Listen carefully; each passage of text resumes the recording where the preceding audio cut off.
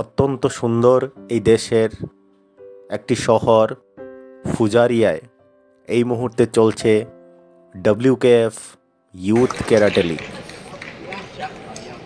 এবার এই টুর্নামেন্টে যে ভারতীয় দল অংশ নিয়েছে সেখানে রয়েছেন অসমের 5 ক্যারাটেকা।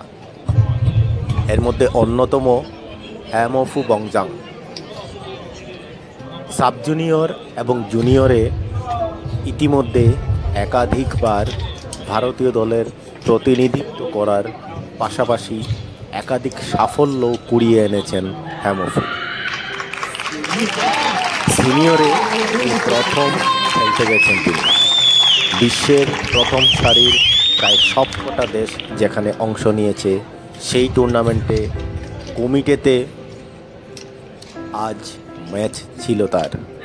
এর আগে কাটায় তৃতীয় রাউন্ডে হেরে যান তিনি, তবে হেরে গেলেও লড়ে হেরেছেন হ্যামফু। তার এই লড়াই নির্বাচকদের নজর কেড়ে নিতে সমর্থ হয়েছে। এবার আমরা দেখে নেব কাটা এবং কমিটে দুটো ইভেন্টে হ্যামফুর লড়াইয়ের কিছু দৃশ্য।